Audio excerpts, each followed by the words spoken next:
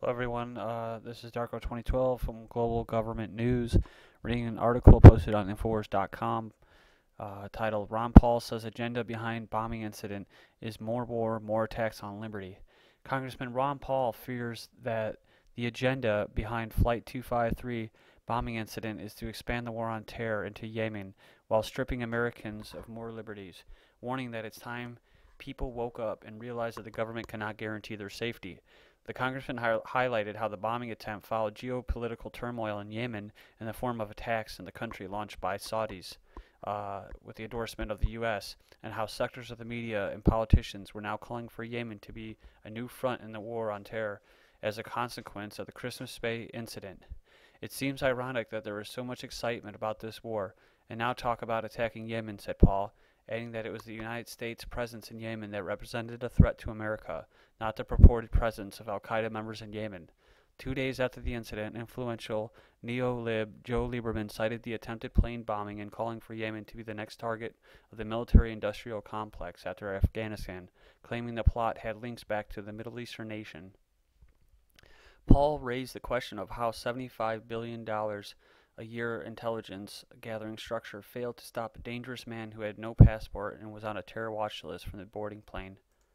It really scares me because we do so much already. We spend $75 billion on intelligence gathering in this country in order to protect us and make us safe. So with $75 billion, we weren't able to detect this individual where there's a glaring warning sign, said Paul, citing the fact that the bomber's father tried to warn the U.S. that his son was a threat a month ago.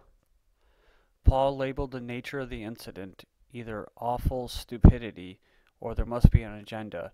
I'm concerned that they're going to go to the American people, citing how the 9/11 hijackers were also known to the authorities, who were warned that they were only training to learn how to fly a plane into not how to land, but there was nothing ever to do about it. Paul said the people punished for the incident would not be those who failed to stop the terrorists, but the American people. They'll add some more security onto us. First, they'll make us take off our shoes, then our belts, then small water bottles, and put our computers in a tray, and on until something else is going to happen. They won't let us get out of our seats or look at bags, thinking that's going to make us a lot safer, said Paul, adding that security should be managed by airline companies and not the government. The bigger the problem and the more the fear is built up, the more they take away our liberties and turn us into zombies. And the American people go along with it and say, as long as it makes us safer, I guess it's okay to go along. But it's time for American people to it's time for the American people woke up and started realizing that there's a bit of propaganda going on, and quite possibly this incident will not only undermine our personal liberties but also accelerate our intervention and violence occurring in the Middle East, concluded the congressman.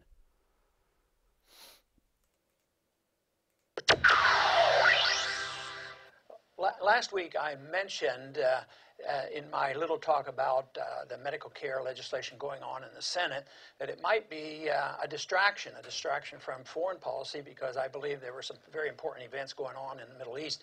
And I brought up the subject of Yemen because at that time we had known that the Saudis had bombed Yemen, and the Saudis are our close allies. We provide them with the weapons and the airplanes, and we did sanction and endorse the bombing of Yemen, where there are some Al-Qaeda. There's no doubt about it, because they're scattered around the Middle East and they react to our occupation. And if we're in Afghanistan and we chase them around, they might go into Pakistan and now into Yemen.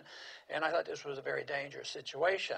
Well, we've all heard now the story that happened on the weekend where this one individual that has come from Nigeria and then through Amsterdam and came into Detroit and attempted to set off some type of an explosive device. Most people who heard it thought it was a firecracker device, but started a small fire, which obviously is very, very dangerous. But it seems ironic that that there's so much excitement about this, and now talk about attacking Yemen because there's Al-Qaeda there. I saw one headline that fascinated me. It says, Al-Qaeda in Yemen threatens United States. I got to thinking, well, United States in Yemen threatens the United States. Our presence there is the real problem. But there is now some serious talk about what we should be doing over there and dealing with the Al-Qaeda, never addressing the real important subject of why is there Al-Qaeda, and why do these radicals get motivated in order to commit suicide and do these various things. And they get motivated because we're there in their country, and then they organize, and the longer we're there, the more who are radicalized against us. So what do? We send more troops over there.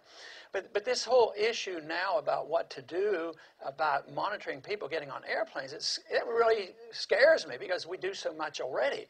We spend $75 billion on intelligence gathering in this country in order to protect us and make us safe. So with $75 billion, we weren't able to detect this individual where there was a glaring warning sign, like his dad goes to the U.S. Embassy and said, hey, this guy is losing it and he could commit a violent act. So they put him on some list and totally ignore him, and then he gets on an airplane and starts a fire. So you wonder just exactly what's going on. It's either awful stupidity or there must be an agenda. But I guess we won't know that for sure, but I am concerned about what they are going to do to the American people. When the hijackers that bombed the Twin Towers were identified, it was looked into, and we found out that the FBI had reported on numerous occasions that they were being trained to fly airplanes but not land them. Nothing was done about it. That was not even a lead, so it was totally ignored, but nobody ever got punished. And now nobody's going to get punished for this, for not paying attention to this warning. And so we look now to somebody else getting punished. It'll be the American people. You know, they'll add some more security onto us. First they make us take off our shoes, and then our belts, and then small bottles of water, and put our computers in a tray, and on it goes. So something else is going to happen. They won't let us get out of our seats or look at our bags from the bin above us, and thinking that's going to make us a lot safer. I'm convinced that one of the main problems we have is that we've turned over a very important function to the government.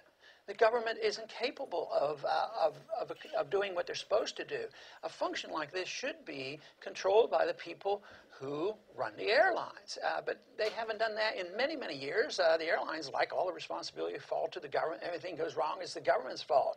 But I often thought about how efficient an armored car company is in protecting the money in those trucks, and nobody has to worry about it. But when it comes to cargo on an airplane, the government has to be responsible. And the bigger the problem and the more fear that is built up, the more they take away our personal liberties. They turn us all into zombies. The American people go along with it and say, as long as it makes us safer, I guess it's okay to go along.